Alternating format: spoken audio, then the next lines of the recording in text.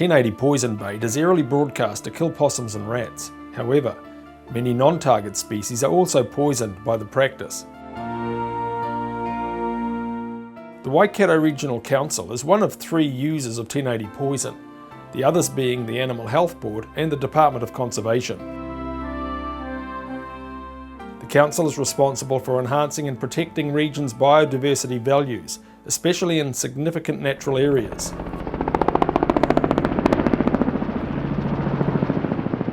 In this case, the Waikato Regional Council is aerially poisoning the Paeroa Range, despite the area being surrounded by farms and having 4-wheel drive access, and not everyone is pleased with the Council's approach.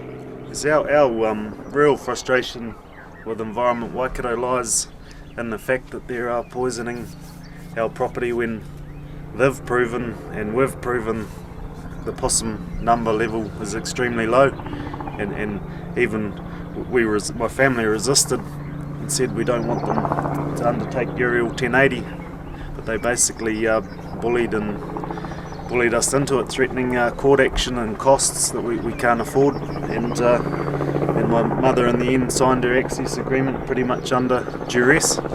Today the helicopters are spreading pre-feed. A week from now, the poisonous baits will be broadcast. It's a lot closer than 200 metres to the water supply, in my way of thinking. One of my main frustrations is that our property, particularly which constitutes the main sort of catchment area for the spring, is so accessible. It's got a full ring road of 4-wheel drive tracks and sub-branches, and it's very easily accessible by 4-wheel motorbikes or 4-wheel driving, so I imagine ground control would be very quick with the ferrotox that we had requested. So it's just frustrating that they seem to want to take this unnecessary risk. The amount of poisonous bait being spread across this small range is enough to kill 50,000 people, 2 times the population of Taupo. Targeted ground trapping like that used to assess possum populations has no toxic risk and minimal non-target impact. Down the bottom of the hill here has the district's water supply. It pretty much services 80% of the Paeroa district, thousands of hectares. It supplies the water to the local dairy factory. There's another fibre fresh factory also, so and hundreds of dairy farms. The geology of the range is a fractured sort of rhyolite rock, so all of the rainwater that falls in the bush, it doesn't tend to form surface water, it just seeps straight through the rock and into the underground rivers which feed the water supply.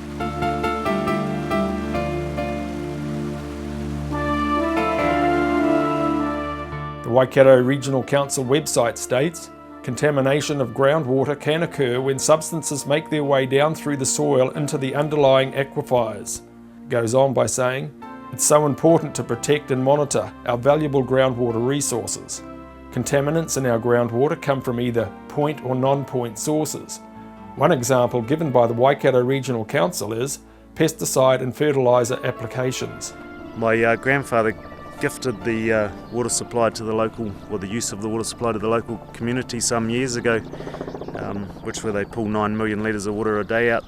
We've had a pretty good relationship with the Rotorua District Council over the years and still do, and in my recent discussions with the council was they raised concerns about the application of 1080 in the catchment, but they said unfortunately they don't really have any jurisdiction to stop it. The Waikato Regional Council basically control the quality of water as well as the application of this stuff, and so basically their judge and executioner unfortunately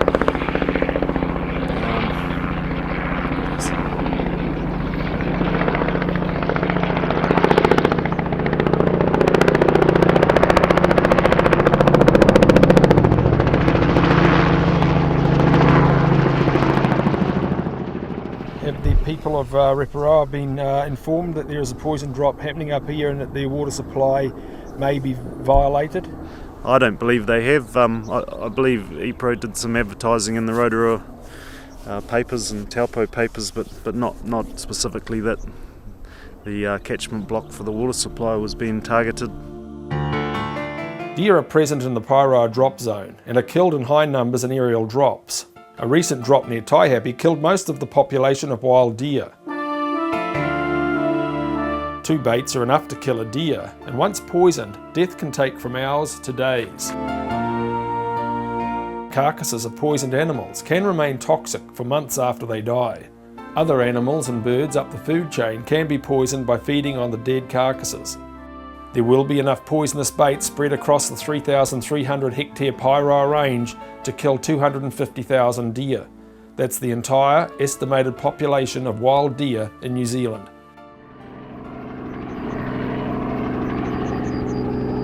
Environment Waikato are quick to prosecute any of the local farmers for polluting any of their waterways or spreading effluent where it's not supposed to be, or dumping any substances. It seems a bit hypocritical to me. Here they are dumping poison, which is far worse than anything the average cocky spreads around the place, into the water catchment. If your water is sourced from the Hancock Spring and you would like to request bottled water, information, or to object to this aerial drop, contact Waikato Regional Council.